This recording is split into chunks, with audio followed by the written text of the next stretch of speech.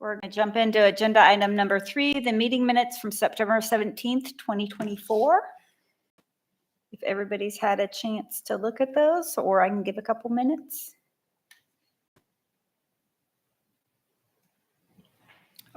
Peter Fox, motion to approve the minutes from September 17th. Perfect. Thank you, Peter. I have a motion. Do we have a second? I'll second the motion. Gary Israel. Thank you, Gary. For all those in favor, say aye. Aye. Aye. Any opposed? And the motion will pass. Communications 4.1, committee and staff report. We have none at this time. Thank you. Does that go for 4.22? Yes. Great. Thanks. We're going to jump into agenda number 5. 5.1 is going to be the final plat for Meadowbrook 4th edition. In 1 second, I apologize. I'm opening up my correct version. And I don't have to talk on that one. So I'm going to turn it over to staff. Thank you very much. So as we see on the screen here, this is just the previous timeline that we've had for the development of Meadowbrook 4th edition.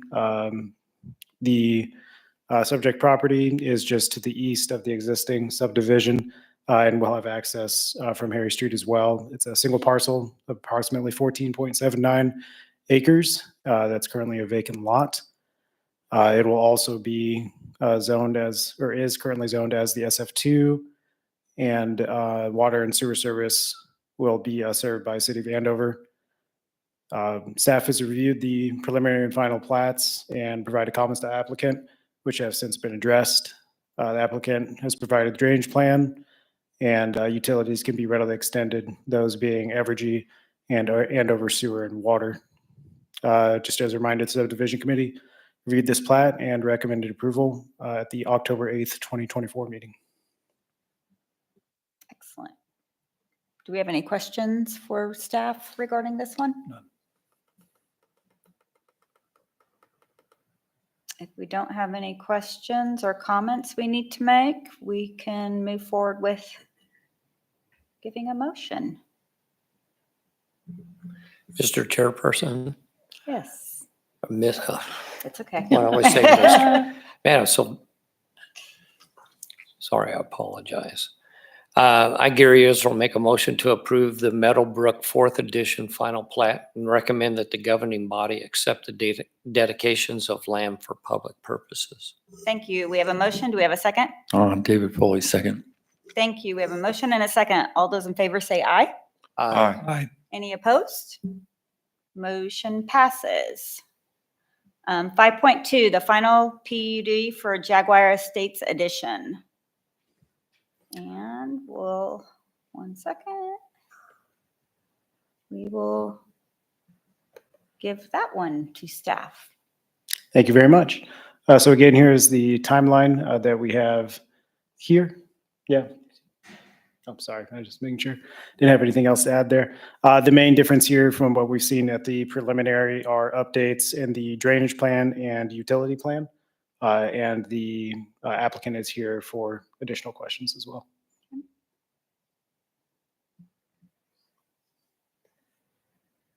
Does the applicant want to say anything, or does the commission have any questions for the applicant?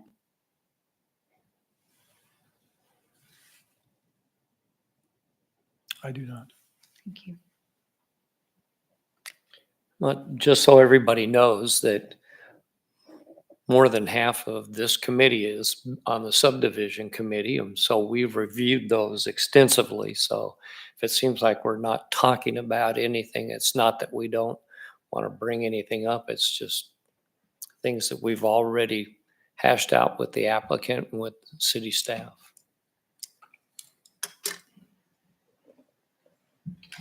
He wants to speak. If there's no questions, I'll take a motion. He had a question. Oh, I'm sorry. Absolutely. You want to go to the podium? And please state your name and address. Thank you. Good evening, everybody. My name is Zach Smith. I'm at 1006 Paul Revere. I'm just catty corner to the northwest of this addition.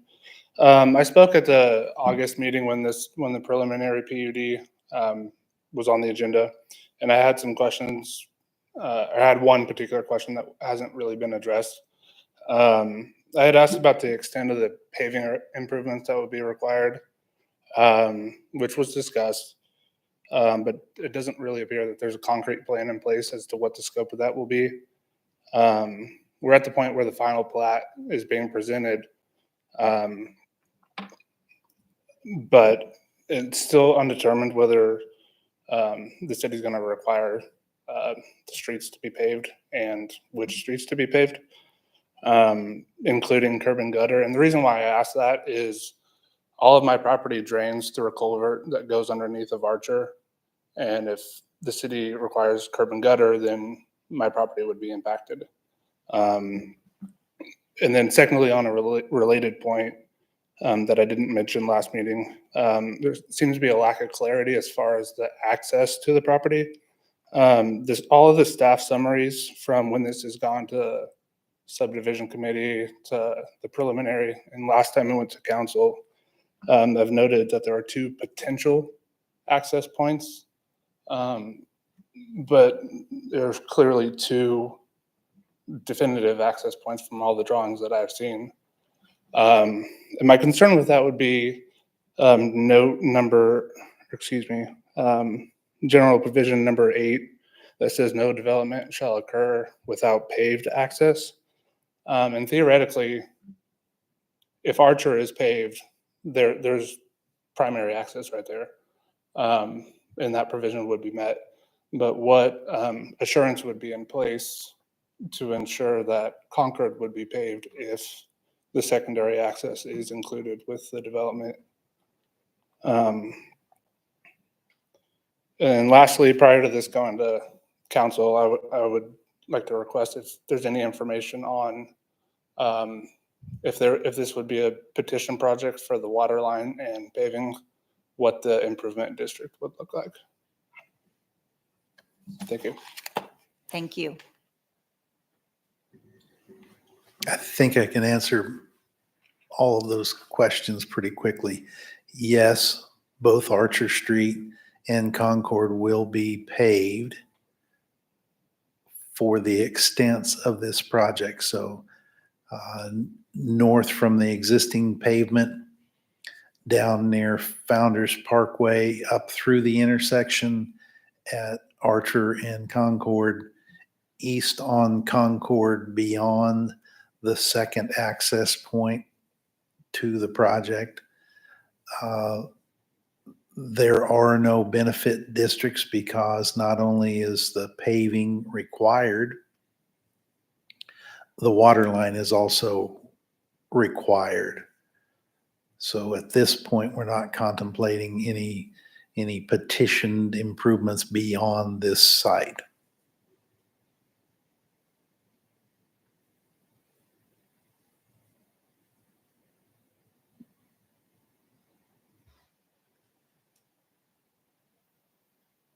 Zach, did that address your issues?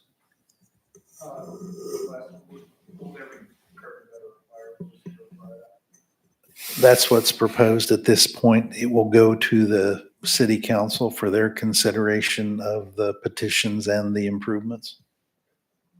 But none of the adjacent properties would be included in this list of specials or anything. We don't anticipate that.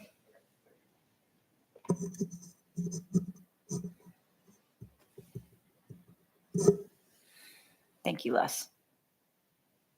Did that spur any questions from the commission? No. All right, if we feel like questions have been asked and answered, we can look at a motion for this one.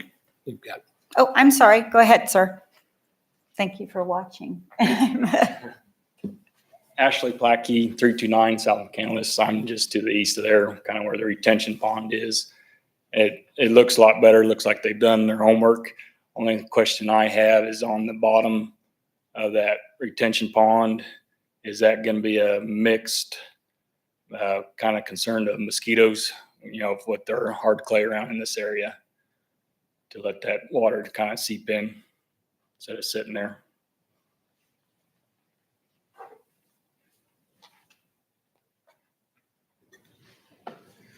Will Clevenger is here on behalf of the applicant. We'll let him answer questions. Good evening. Let me look at the drainage plan real quick.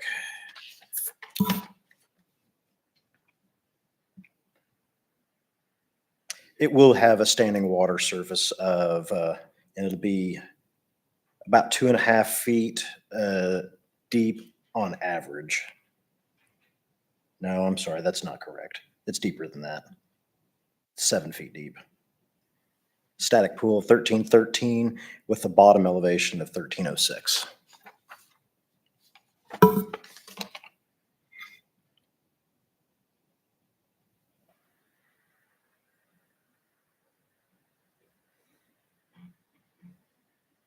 Is there any other questions that I could answer? I think also the material, if that's correct, yeah. The bottom's gonna be mixed, a sandy. I didn't see anything on the plans. I don't see anything on here myself. My presumption would be that there would probably be a bentonite clay added at time of construction. That way the clay bottom would seal and then actually hold water. So we'd have maybe a mosquito problem. Well, it'd be deep enough that there could be fish in there that could, eat that. So it wouldn't be really shallow where it would be cattails and that sort of thing.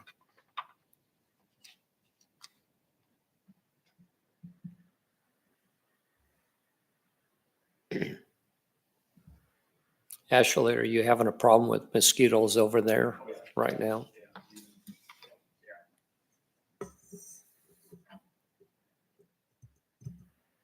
What is the resolution? I'm sorry, what was the question? What would be the resolution to mitigate the mosquito problem?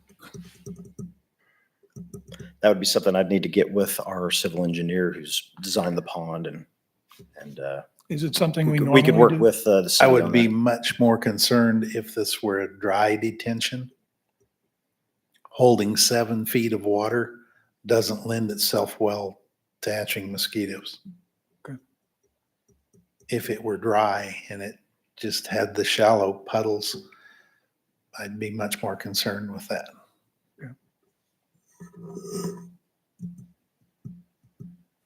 Thank you.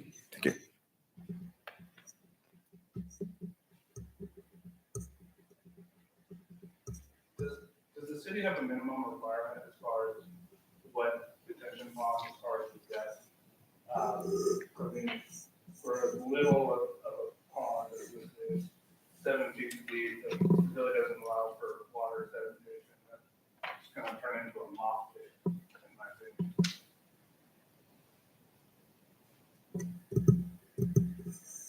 I know the city of Wichita is typically 18 feet, but that's for a bigger pond area, more acres.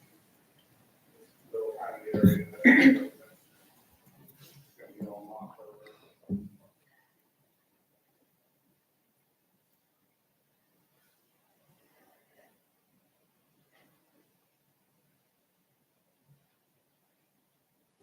That's the first time I've ever heard the concern of moss in a detention pond. And I've seen it, especially with smaller ponds. It's definitely more of an issue. Again, depth comes into play there. Slope. Right.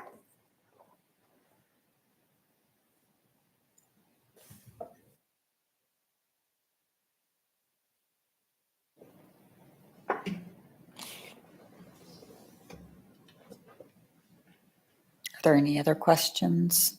Anybody else in the audience? I apologize for not catching you guys stand up, so. I have a question for staff. Okay. So if a subject property has nothing on it, it's just a vacant lot, and it has drainage issues into other adjacent lots, and someone comes in, are they required to do more than for mitigating drainage onto the property than what was already there? Are they supposed to solve all the issues?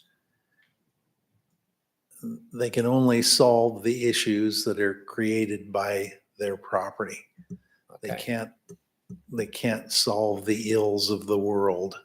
If that were the situation, we'd be doing drainage work all the way to the mouth of the Mississippi on every project. Okay.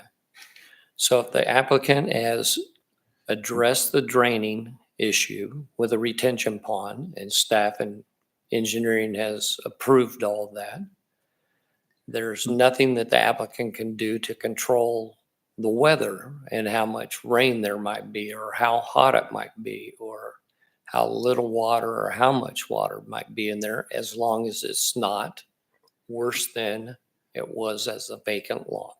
Is that correct? Right, there are minimum slopes for the pavement, minimum slopes for the grading around the houses. There's curb and gutter that now collects all of the runoff from the street system and the adjacent properties. It's routed through this detention pond so that it's metered to come out at no faster rate than it comes today. But looking at this project, it's going to cure a lot of the drainage ills of the neighborhood. Okay. Thank you.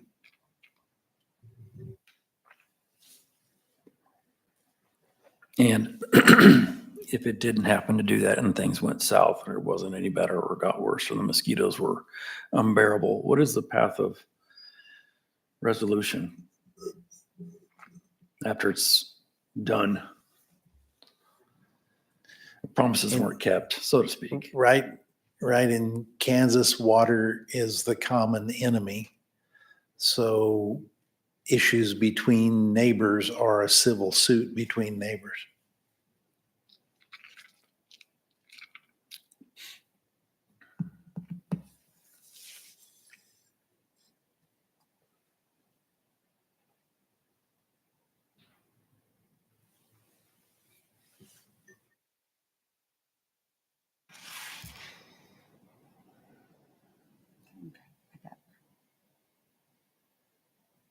Any additional questions?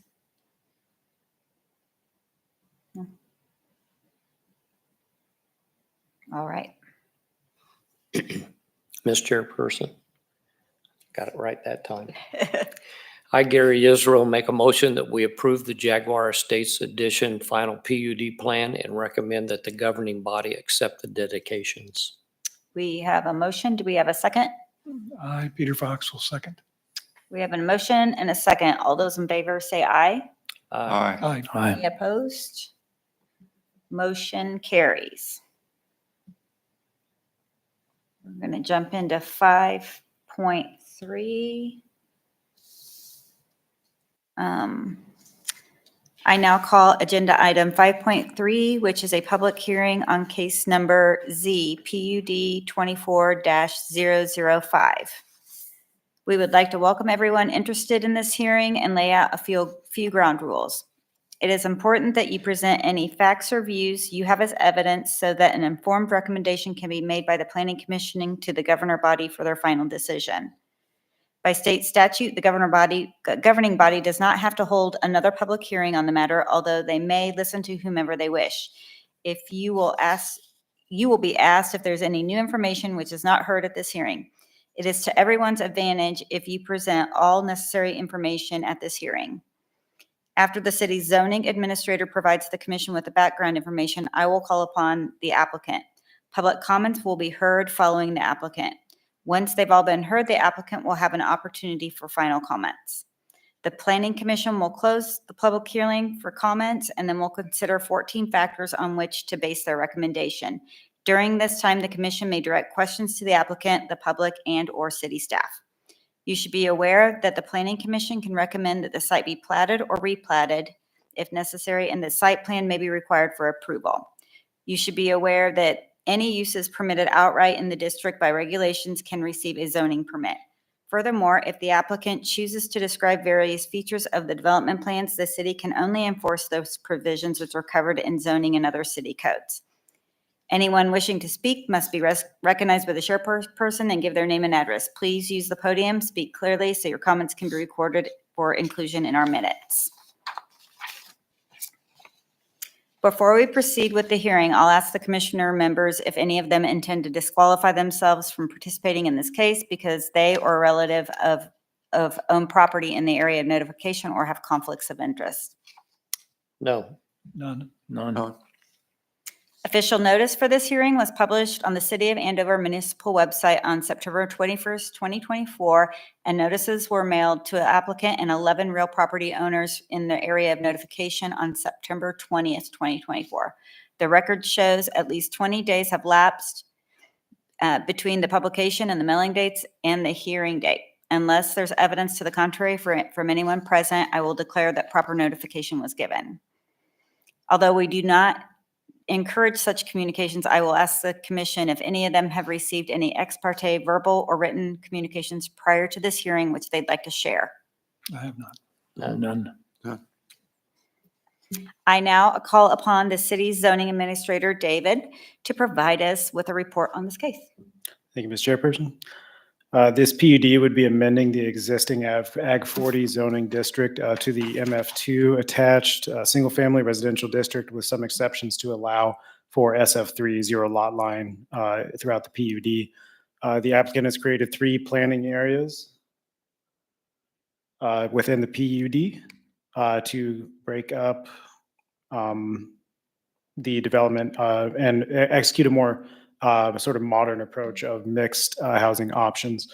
Staff has worked very closely with the applicant to make these recommendations on the bulk regulations. It's sort of atypical from what we would see of more parcelized approach, but we're interested in helping keep the public interest and best interests intact while also giving the applicant the flexibility that they're seeking. It's generally split into these planning areas, again, to allow for that flexibility, but also really focusing on limiting density to the proximity of those arterial streets. One thing we wanted to avoid was having the higher density sort of townhomes further into the north and east of the development or the south and east of the development that would have limited access for fire and rescue services. I would also be including rear-loaded dwellings with additional green space and parklets between these residences, which again brings up some additional considerations for Andover Fire and Rescue. And there's been a fair amount of deliberation from that, and we've come to a shared understanding on that as well. This proposed PUD would include 2 potential access points. Both would intersect with Andover Road, one at Andover Road and Roselawn Circle to the north. There would be a temporary emergency access point until the PUD develops more toward the north and east. Water and sewer for the subject property is served and will continue to be served by Butler Rural Electric and Butler Rural Water District Number 5. Sanitary sewers would need to be extended to the property as well. Thank you. I now call upon the applicant to make his or her presentation on the request in response to the zoning administrator's report.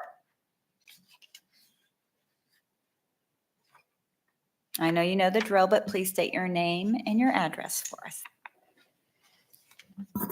Certainly, Jason Gish, MKEC Engineering, here representing the applicant. If you had any questions, we've worked with staff. They were gracious in helping us get through some of the technicalities of it, but I think we've met that as was mentioned. So if there's anything I can try to expound upon, I'll try to do so. And we did review this case as well, at least twice. Yeah, twice in subdivision. Are there any members of the public that would like to speak on this case? All right, seeing none. Are there questions for Jason? I'm so sorry. No, we've talked about this Okay. extensively, so I personally don't have any questions. Have there been any written communications received? Okay. Do you have any final comments you'd like to make? No, we're just Okay. looking forward to bringing back the first piece. Okay. So since there are, we have no public comments, I hereby close the public portion of the hearing. There will be no further public comments unless the commission wishes to ask questions or clarify information. The Planning Commission will now deliberate the request. There are 14 factors in which the commission must consider in order to make the findings and ultimately a recommendation. And if somebody would like to read those, I will greatly appreciate I it. can read those. Thank you. Staff items, number 1, do adequate sewage disposal and water supply and all other necessary public facilities, including street access, exist, or can they be provided to serve the uses that would be permitted for the subject property if the change in zoning were approved? Staff, public facilities are in place and adequate or could be readily extended to serve the property. Number 2, if the zoning change request was approved, would the subject property need to be platted or replatted or have in lieu of dedications made in order to provide needed rights-of-way, easements, building setback lines, or access control? Staff, the subject property would need to be platted during the PUD process.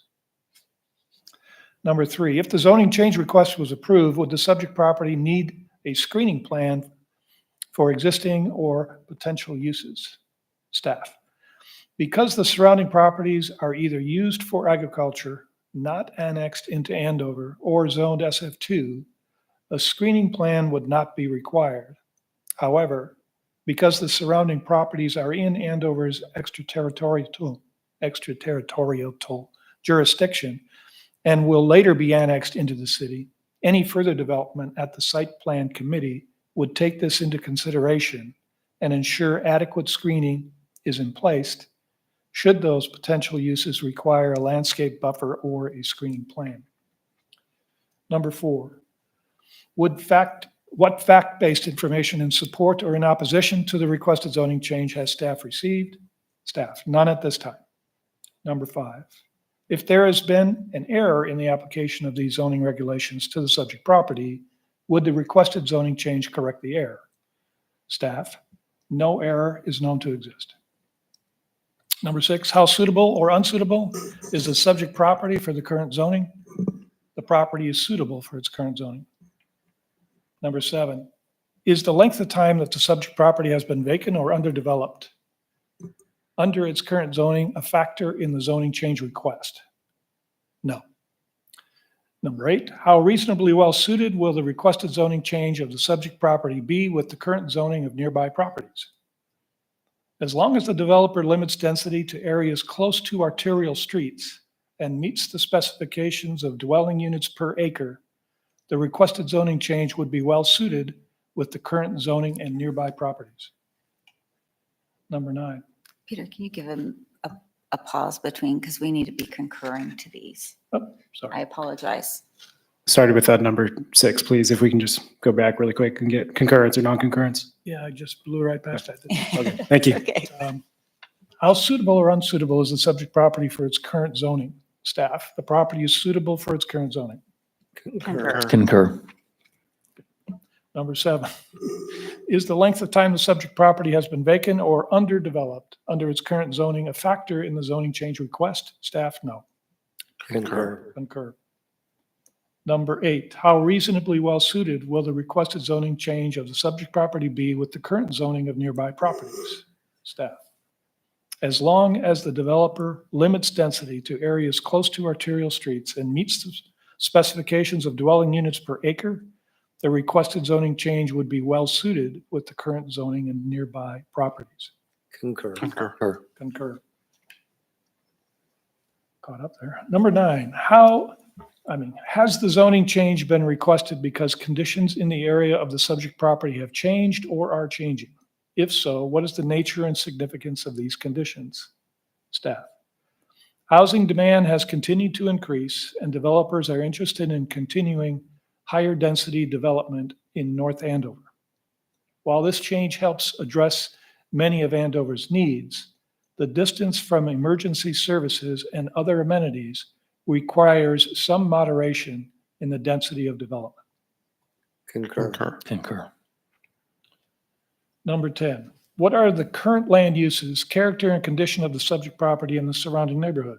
Staff. The current land uses in the area are similar in character and condition, but differ in that the proposed use is for multifamily homes as opposed to existing single-family homes. Concur. Concur. Number 11, would the proposed zoning change of the subject property allow land uses which might have detrimental effects on nearby properties, and if so, how? Staff. The proposed use will increase the traffic, lighting, activity, etc. over the current and vacant lot, but can be mitigated during the final PUD and platting steps of development. Concur. Number 12, how would the requested zoning change conform with the city's comprehensive plan and other adopted master plans and policies? Staff. The comprehensive plan suggests a traditional neighborhood place type in order to avoid more dense development at the city's periphery. The proposed zoning would need to adhere to the specified limits for dwelling units per acre. Concur. Number 13, do any professional persons knowledgeable on conditions that affect this zoning change request have information or recommendations to provide which would be helpful in its evaluation? Staff. Staff supports the proposed zoning change. Concur. And number 14, how would the potential loss in value or hardship imposed on the applicant compared to the relative gain to the public health, safety, and welfare if there is a change from the current zone to the requested zone? Staff. No detriment to the public health, safety, and welfare is perceived. Any changes in light, traffic, or noise can be sufficiently mitigated without adequate screening and buffering, with adequate screening and buffering. Concur. Concur. Concur. Concur. Having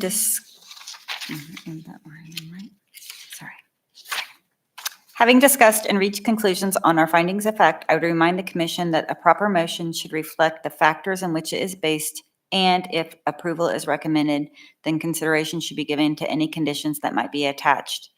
Is there a motion to either recommend approval, modification, approval, disapproval, or table the discussion?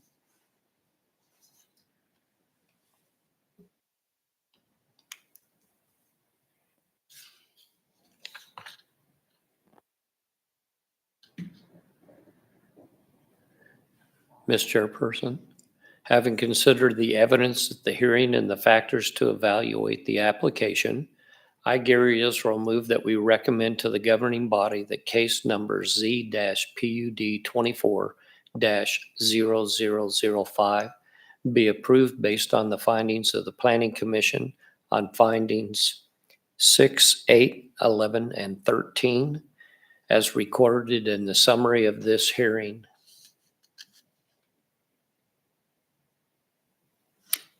We have a motion. Do we have a second?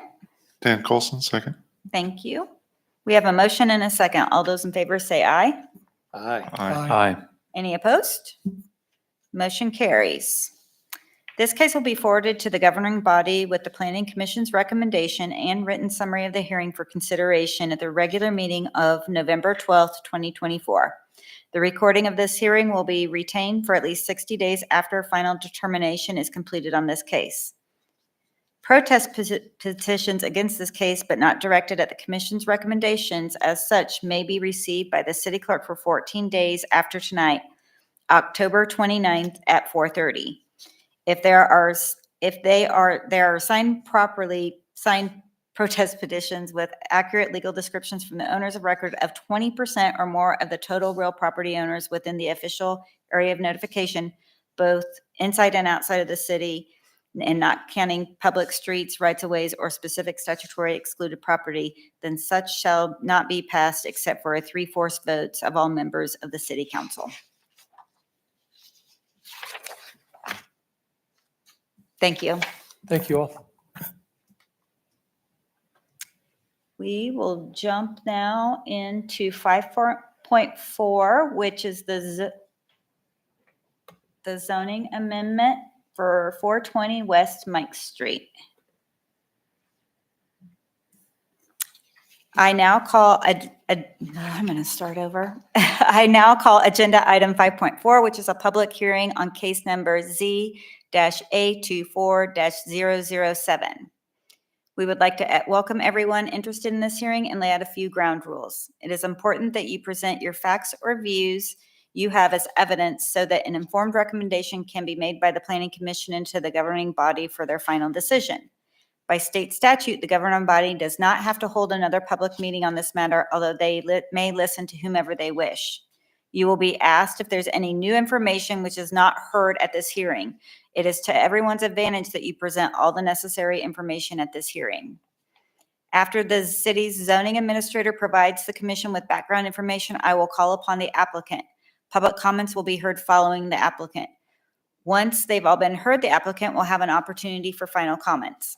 The Planning Commission will close the hearing to public comment and then consider 14 factors of which to base their recommendation. During this time, the commission may direct questions to the applicant, public, and/or city staff. You should be aware that the Planning Commission can recommend that the site be platted or replatted if necessary, and that a site plan may be required for approval. You should also be aware that any uses permitted outright in a district by the regulations can receive a zoning permit. Furthermore, the applicant chooses to describe various features of their development plans, the city can only enforce those provisions which are covered in zoning and other city codes. Anyone wishing to speak must be recognized by the chairperson and give their name and address. Please use the podium and speak clearly so that your comments can be recorded for inclusion in our minutes. Before we proceed with this hearing, I'll ask the commissioners if any of them intend to disqualify themselves from participating in this case because they or a relative own property in the area of notification or have conflicts of interest. No. No. Official notice of this hearing was published on the Andover Municipal website on September 21st, 2024, and notices were mailed to the applicant and 7 real property owners of record in the notification on September 20th, 2024. The record shows at least 20 days have lapsed between the publication and the mailing dates and the hearing date. Unless there is evidence to the contrary from anyone present, I will declare a proper notification has been given. Although we do not encourage such communications, I will ask the commission if any of them have received any ex parte verbal or written communications prior to this hearing they'd like to share. None. No. None. I now call on the sitting zoning administrator, Les, to provide us a report on this case. Or David. I'll be taking this one as well. Thank you. So yes, the applicant here is seeking to amend the zoning district classification from SF2 to MF2, an attached single-family residential district. Property is currently served by Andover Sewer and Water, as well as Evergy. And as you can see, it's kind of at the edge of the neighborhood in this graphic that is currently transitioning from attached or multifamily homes to single-family homes further to the south within the neighborhood. This zoning amendment would make the neighborhood more uniform and help to match the character condition of the adjacent properties. It would also be more consistent with what we are projecting for the place type that's depicted in the Andover Comprehensive Plan. Thank you. I now call upon the applicant to make his or her presentation on the request that any response to the zoning administrator's report. And they're not here. Okay. Are there any members of the public who wish to speak on this case? No. Have there been any written communications received? Do we have any questions for staff before that did not? I have one question. The applicant knows that we were meeting tonight, correct? Yes. Okay. It seems to be rather consistent with the development of that part of the neighborhood. Right? I don't, Who is it? Do we know who the applicant is? when we talk multifamily, what does it mean? It'd be nice if they were here. So the MF2 zone allows single family detached, single family attached, and two family, which means it could be townhouses, single family dwelling units, or duplexes. Consistent with what's already in the area. Yes, consistent with the development to the east and to the north. Okay. Ms. Chairperson, I, Gary Israel, make a motion that we table this item until we can have the applicant here to address any questions that we might have. Have a motion? I second that. Is that a motion? Oh, I'm sorry. Yeah, I'll Got a second that. motion and Thank you. We have a motion and a second. All those in favor say aye. Aye. aye. And any opposed? Motion carries. So it sounds as if we will be tabling this until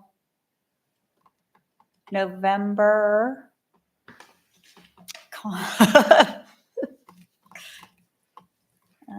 Let me look at a calendar Continuing to another. or continue it. Okay. Thank you. I'm just curious, why was this a conditional approval? The recommendation was for a conditional approval? That the property be platted is our condition. Okay. Okay. Thank you. So it looks like that would actually be November 26th. Okay. The 3rd. Do I need to close the public hearing since, okay, Okay. You're continuing this agenda item Okay. to the meeting on the 19th. Yeah, and I know applicants want to get things done, but it'd be nice if they're here when they're making petitions to change things so that we can address any issues that might be brought up. I will let them know. thank you. Thank you. I need to get back to the agenda now. So we're going to carry that one. Now we have 5.5, the annexation petition for Pratt property.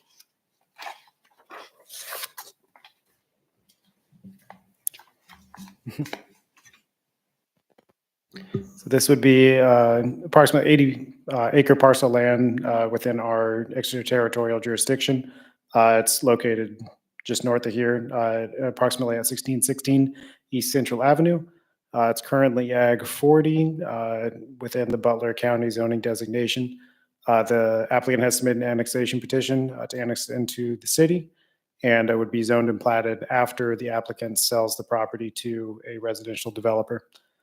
The existing public streets connect the property to Andover's infrastructure. Currently uses septic sewage system, and the applicant will be applying for a hardship exception to retain the use of that system. Evergy serves the electric utilities for the property, and the tract of land would fall under the traditional neighborhood place type within the comprehensive plan. Thank you. Do we have questions for staff regarding this case or this petition?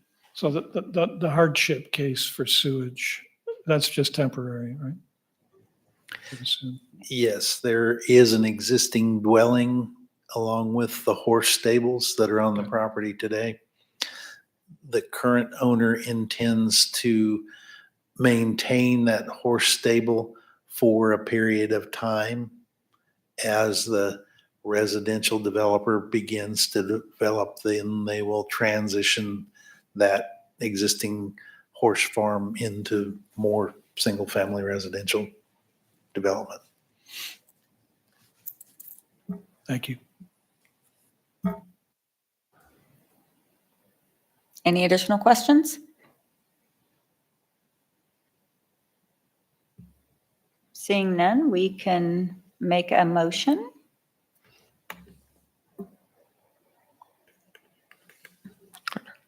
I'll give it a try. Ms. Chairperson, I, Dan Colson, move that the board approve the annexation of Pratt property to Andover, Kansas to the governing body. There's something else I'm supposed to say. Nope, you're good. Thank you. We have a motion. Do we have a second? I'll second that. David Foley. Thank you. We have a motion and a second. All those in favor say aye. Aye. Any opposed? Motion carries. Member items.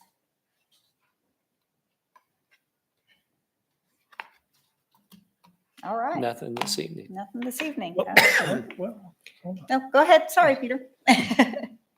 How many fines has our political statement guy on the north side of Andover Road getting every day now? We've sent an enforcement letter. In zoning, every day is a new violation. So if the judge were to choose to assess the maximum fines, it could be, I believe it's up to $500 per day. And we have a compliance officer who's executing that. David is actually prosecuting that one. I'm sorry, can you? When you come into Andover off of 54, you go north on Andover Road at Willow Bend, I think, Willowbrook. There's a gentleman with a home residential district. He has a semi parked in his yard, Oh, okay. and he has a rather large political statement on that semi. So he violates a couple things. So Yeah, thank you. it just, What are they? You can't have sign in your front yard that big, I guess. I'm just curious. That large requires permits. Hmm. And it's larger than the district allows. It is.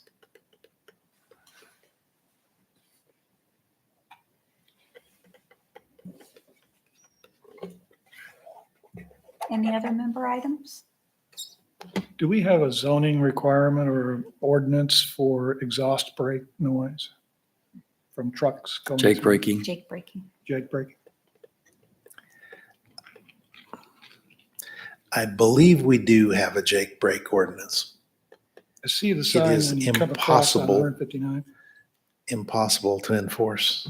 You have to have an officer there at that moment to enforce it. A friend of mine happened to mention, he lives in the Skyloft Apartments. And he said the noise is incredible because they're stopping at Yorktown. Well, I can hear them up at my house. I can hear them at my house. I'm a mile away. Can hear it all the time. I'm just wondering what can be done about that. Get 54, 400 fixed so we have the over and under. That will take care of all of it. And then we start on North Andover because you can And- hear them there too, coming into town. Yeah. And isn't, I think it was brought up in subdivision that the Quick Trip will be closed, what, in a month or so? That's at 143rd? I understand there's some negotiation there because KDOT has postponed the bid letting Oh, for the Phase 1 freeway project until the end of year 25. So the Quick Trip has negotiated to stay there for a bit longer. okay. Has staff seen anything about the location next to the Heritage for the Quick Trip? Has Quick Trip come in with any proposals or anything? They haven't. I spoke to their real estate manager just last week about that. And they said with the prolonging of their existence at 143rd Street, it's kind of taken the urgency out of starting that project. Yeah, that's what I figured.